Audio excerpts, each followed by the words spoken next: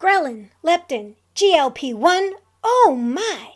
What on earth are they? And what do they do? And do I really need to know what they do? Are you struggling to keep your head above water and brushing aside how you physically feel? You know you need to do something to feel better, but what? Nothing's working and you're about to give up. I hear ya. I'm Jolene, a nutritional therapy practitioner, a wife, and a furry guardian. Like you, I let my work and everything else get in the way of health, often chasing skinny instead of health until I learned how the body worked. Welcome to Holistic Health Made Simple, where I share all the tips, tricks, and science to set you free from the overwhelm of diet culture and frustration with the ever-changing health rules, going beyond the calorie and diet dogma to equip you to be healthy through simple changes to food, mindset, and lifestyle.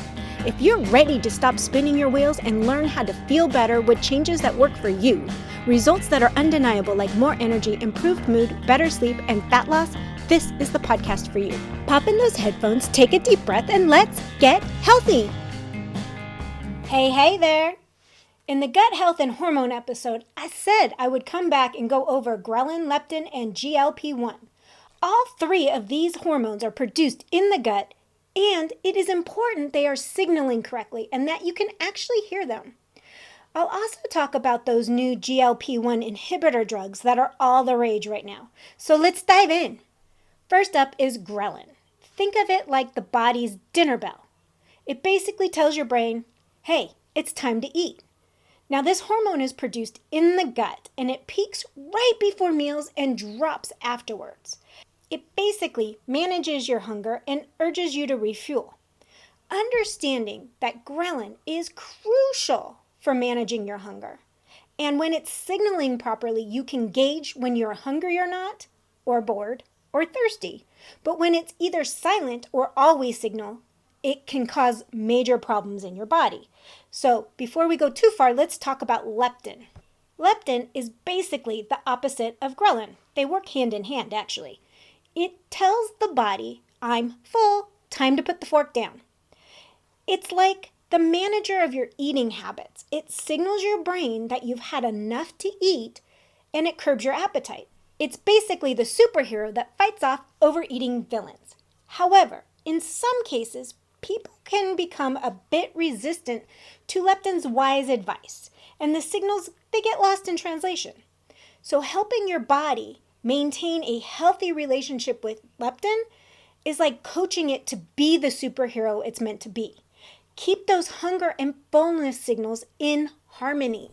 Leptin's also a multitasker. Besides telling your brain that you're full, it also plays a key role in energy regulation. When leptin levels are in check, it helps manage your energy balance by influencing metabolism and encouraging your body to burn calories for fuel rather than holding on to them, as those fat stores. You can think of leptin as the wise financial advisor of your body. It's making sure you spend your energy wisely and don't go on a shopping spree, or in this case, an energy storage spree. It's all about maintaining that healthy equilibrium.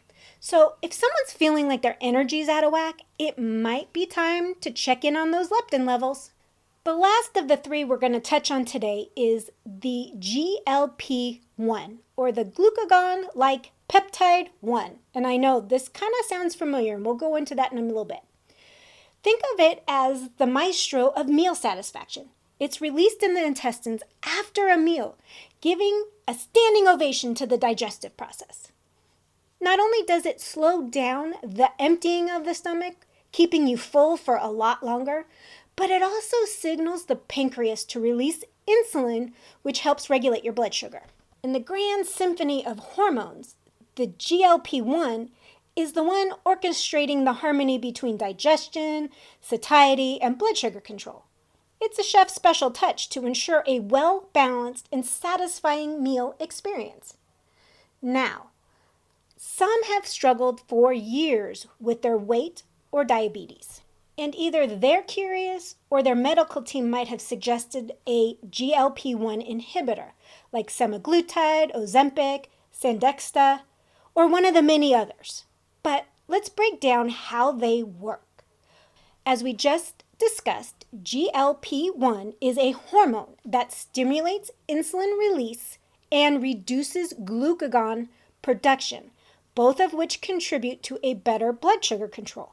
However, the body naturally degrades and inactivates GLP-1 fairly quickly during the digestive process. So, the GLP-1 inhibitors work by slowing down the breakdown of the GLP-1 hormone.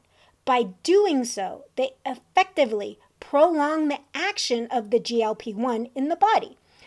That leads to increased insulin secretion and other beneficial effects. Some of you are wondering if it's a good choice for you. Now, I could take this time and lecture you on how you can achieve your goals with diet and exercise, which you're going to laugh off because you've tried it over and over again and it hasn't worked. I can then try to scare you with all of the side effects. But you know what? I'm not going to do that. I cannot tell you if it's the best choice for you. That is for you to educate yourself and understand, plus weigh all the positives with the negatives and make that choice. What I want to explain to you is that it's not an easy button. Yes, it can very well be the kickstart you need. But if you do not change your eating and lifestyle, you will have to rely on this medicine forever. And that's assuming they'll give it to you for that long. The one thing that is brought up often is the loss of muscle mass. As a holistic practitioner, I want to encourage you to make these changes alongside your decision. If you decide to take these drugs, still work on these changes. Muscle mass is something I preach about often. It is the key to living a long and healthy, active life. It's also huge in helping you balance blood sugar. So whatever your choice is when it comes to these drugs, please focus on changing your diet to a real foods, protein-rich diet and get in resistant training. This will catapult you to your goals and help you stay there without the medication down the road. Now, this goes for whether you take it or not. These are the foundations of getting to your goal weight and getting healthy, is building healthy muscle. I hope some of this is resonating with you to make a choice of whatever's best for you. And if you're finding the information today helpful, please leave a review and share it with others so that they can find this podcast. I appreciate it more than I can even explain. So these are the three main weight management hormones outside of insulin. And when we look at balancing these hormonal trio, leptin, ghrelin, and the GLP-1, keeping these three in harmony is like maintaining a well-tuned orchestra. Now, here's the backstage pass to naturally balancing them out. And many of these you're gonna recognize because it all comes back down to the basics. Eat mindfully. Start listening to those hunger and fullness cues that your body's teaching you. Do not rush your meals or mindless snacks because then you can't hear it. Sit down, savor your food, and let your body's natural signals guide you. Get your Z's, friends. Lack of sleep will mess up these hormones. It will favor ghrelin, telling you that you're hungry. And it kind of tells leptin, I'm hungry, shut up, I'm just hungry. Aim for quality sleep. Focus on sleep hygiene. Now, the next one, hey, look at this, regular exercise. Physical activity does wonders for your hormonal balance. It will help regulate the ghrelin and boost your sensitivity to leptin.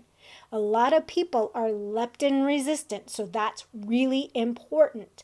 Besides the fact that muscle also helps uptake glucose without additional insulin being needed. Get in those fiber-rich foods. Fruits, veggies, not only keep you full, but they stimulate GLP-1 production. So they aid in blood sugar control. And also we know from some of the gut episodes previously that fiber helps feed the beneficial bacteria. So it's a plus. We also want to make sure that we're getting in healthy fats. such as avocados, nuts, olive oil, they'll help regulate your leptin and support overall hormonal health. And then, hydration. Sometimes thirst will masquerade as hunger. So make sure you stay well hydrated so that those signals are not being confused. And stress. We need to reduce that stress. And I know that's easier said than done, but chronic stress will throw out your hormones. It throws them completely out of whack. So incorporate stress-reducing activities like meditation or a leisurely walk. Friends, remember, it's all about creating a symphony of lifestyle habits. And along with incorporating foods that foster a healthy gut, that will support the natural rhythm of these hormones and let you get to your goal weight, get to your health goals, and live a long, active, healthy life. On that note, friends, I will see you next time. Bye.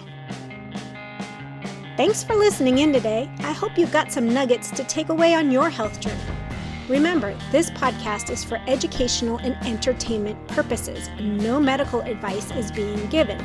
By listening to this podcast, you agree to the full disclaimer, which is linked in the show notes. You can stay connected to me by joining the newsletter at holistichealthmadesimple.com, where I share additional tips and tricks weekly. Once again, thank you for being a part of my community, and until next time, have a blessed day.